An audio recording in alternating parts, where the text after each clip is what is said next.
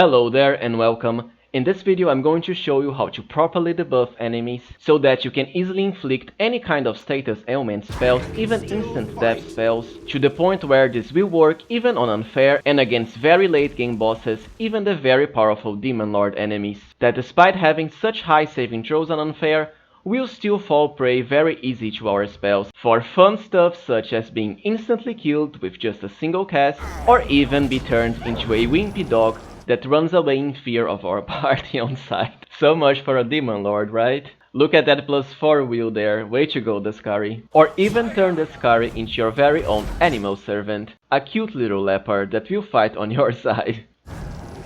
Oh, it's crazy really, just look at that. Still fight. Our own Descari leopard used his very powerful breath weapon against his own horrid locust swarms. Talk about fun, right? So, our Ember now has her own Demon Lord as a personal servant. If you are wondering about this red background over Social's portrait, this is not Death's Door. This is because of life-bonding friendship from AZATA, and not Death's Door. After all, we are on unfair, without Death's Door on, as you can see here. I'll begin this guide by talking about class abilities that you can use to debuff your enemies, then spells, and later on all sorts of gear you can use for the same effect. So let's get started. Alright, so let us talk about debuffing abilities first. The most well-known and earliest one really is Evil Eye, a hex that can be used by basically all the classes that have access to hexes. In the case of story party members, Camellia as a spirit hunter, Ember as a witch, but there are also other classes such as Hexcrafter Magus. Evil Eye is one of the best debuffs in the whole game. During the early levels, it's going to give the enemy a -2 penalty on armor class attack rolls and of course saving throws, and this is the one that we want. Starting from level 8 onwards, this penalty will increase to -4, very powerful. Now the best part about this is that it's going to last one round even if the enemy saves against the effect, and witches can use the Cackle Hex or shamans the Chant Hex to extend this duration by one round by spending just a move action, while still being able to use your actual action in battle as anything you want really. Now, an interesting part about Evil Eye is that it will actually stack with itself when cast by different characters, in this case Ember and also Camellia. Personally, I believe this is either a bug or an oversight, so I don't use it on my characters, and I will show you that you can still defeat the enemy with 100% chance, even without Evil Eye being applied twice. The second extremely powerful debuff ability is Visions of Madness from the Madness domain. The best part about this ability is that it's not just great as a buff for your characters, but also a debuff for your enemies, so very versatile. The way it works is simple as well. You basically give the character of your choice, even an enemy, a bonus equal to half your levels in Cleric, so a +10 at level 20, to attack rolls, saving throws or skill checks. Meanwhile, the other two will receive a penalty of the same value. So my Social here, for example, has a +10 from Visions of Madness to attack rolls, meanwhile a -10 to skill checks and also to saving throws. Now the best part is that, as I just said, this will also work on the enemy, so we can for example use Visions of Madness skill checks to increase the Descari skills, which won't really matter, but at the same time reducing both his attack rolls and also saving throws by a massive -10. And this doesn't have a save at all, so will work even on unfair 100% of the time. Now this does actually require you to penetrate spell resistance, which is easy at this level in the game, and also to hit Descari with a melee touch attack roll, also very easy because Descari's touch armor class, just like all of the bosses really, is much lower compared to his actual armor class. And Social, who is the Cleric story party member, also has access to the True Strike spell at level 1, for a massive +20 insight bonus to his first attack, thus ensuring our Visions of Madness touch attack will hit. Alright, now let us talk about debuffing spells. One of the best ones is Frightful Aspect, of course, and I have already mentioned this in many of my videos, especially because of the synergy it has with the Shatter Defenses feat. One of the best parts is that it empowers your character with an aura that emanates 30 feet from you and will automatically shake in all of the enemies inside this aura without a save. So basically, so long as the enemy is not immune to fear, they are going to be hit with the shaken effect for a -2 penalty to attack rolls and saving throws. And most of the demon lords you face in the game are not immune to fear at all, 2 out of 3 basically. This is why the Scary has been immediately shaken just by having Social who has Frightful Aspect come near him. Another one of my favorite debuffing spells is Enervation and Energy Drain. Both have the same effect of draining the enemy of levels. Enervation for 1d4 and Energy Drain for double that. The best part is that both of these spells don't actually have a saving throw, so they are perfect for even hard and unfair. All you have to do is hit the enemy with a ranged touch attack and also bypass their spell resistance. And with the use of meta magic rods, such as the Grandmaster's Rod that both empowers and maximizes our damage, you will be able to, for example, inflict up to 6 negative levels with Enervation and even more with Energy Drain, for more than 10 levels at once. Negative levels do stack with one another, and basically inflict the enemy with -1 to their saving throws for each negative level, so perfect for debuffing really. Do keep in mind that some enemies, like the Scary in this case, are actually immune to negative levels, and so far not even the Grandmaster's Rod will be able to bypass that immunity, unfortunately. Still, because we get something like Enervation relatively early in the game, it can make for quite a decent debuffing spells against all sorts of the enemies you meet then, especially during Chapter 2 and Chapter 3.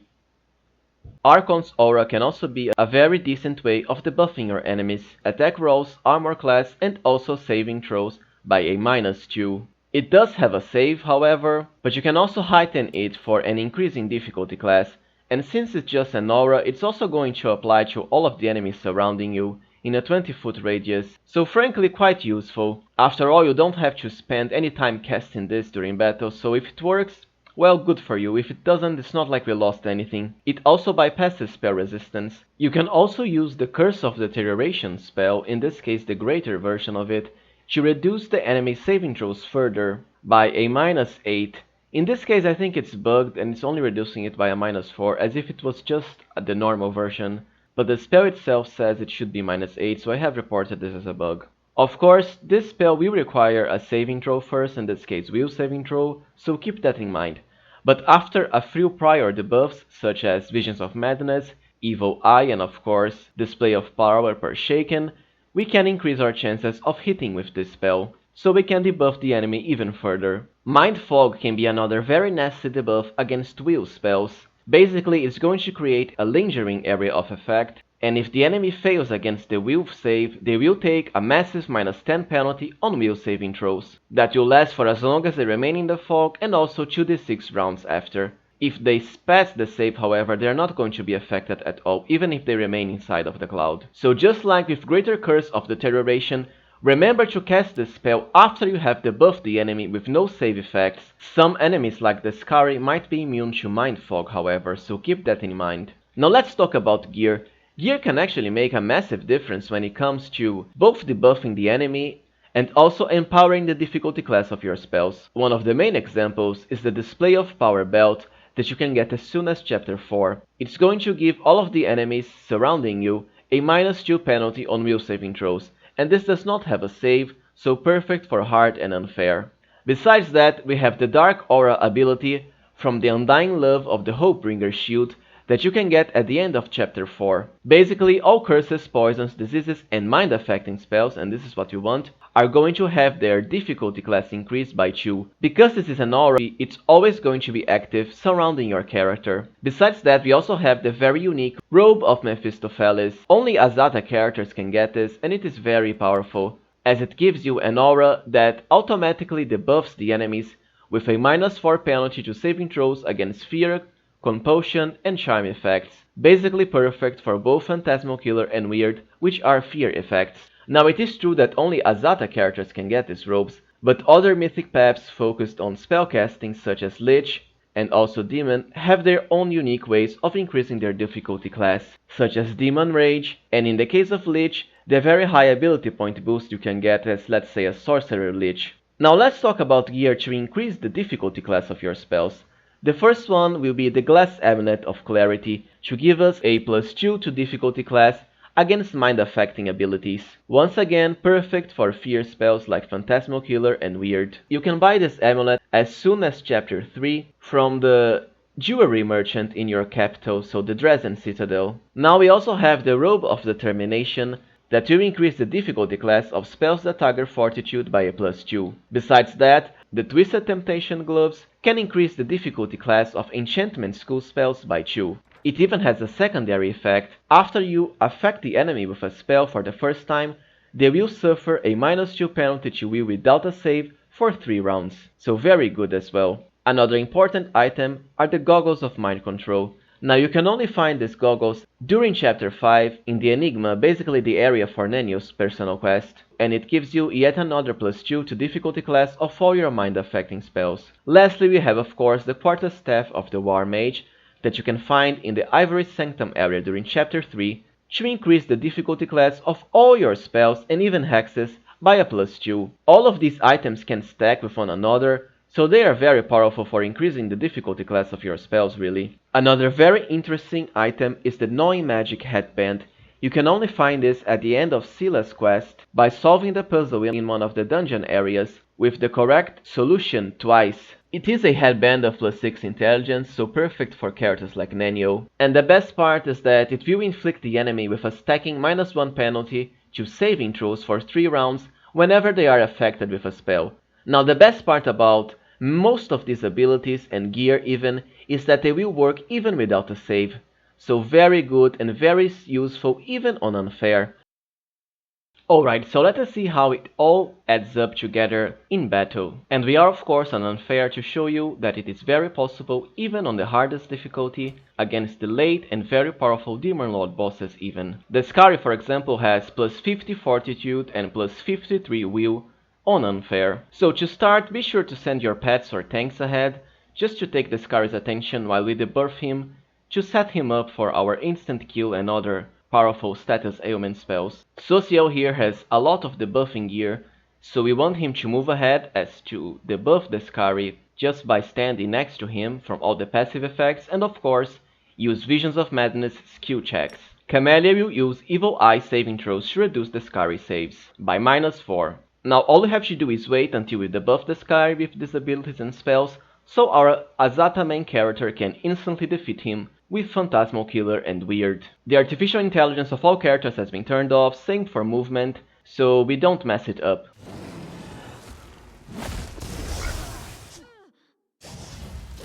So the Skari was already hit with Evil Eye by Camellia.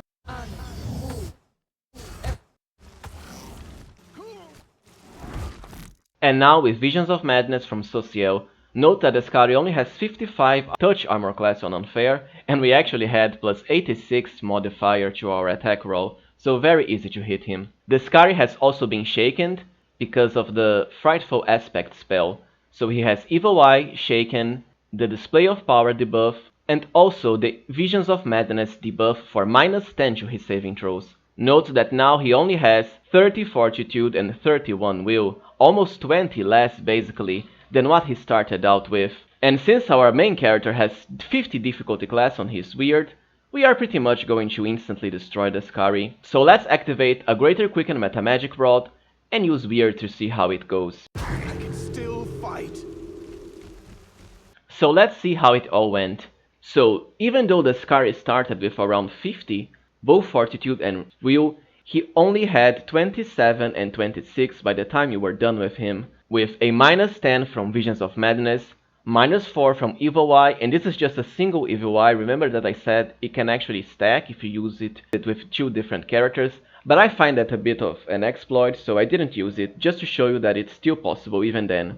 A -4 penalty from the Robes of Mephistopheles, another -2 from Display of Power in the case of Will, and lastly a -2 from Shaken. The same for Fortitude basically, except Display of Power only works against Will. Now you might notice that our AZATA also had the favorite magic ability as to force the Skari to roll twice and take the worst result.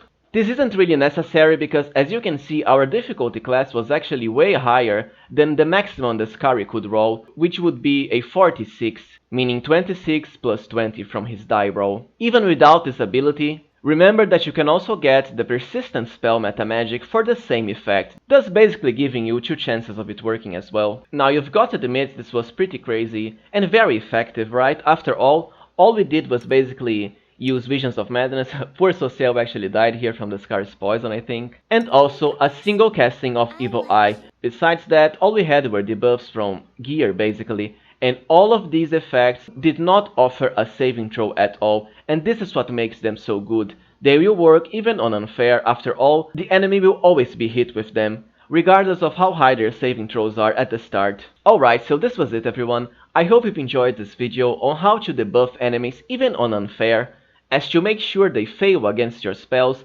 with 100% chance really. Once again, this is just to show you how effective this can be when you are properly prepared and without the need to rely on certain oversights or bugs perhaps. After all, we were not using double Evil Eye, nor the expanded arsenal shenanigans.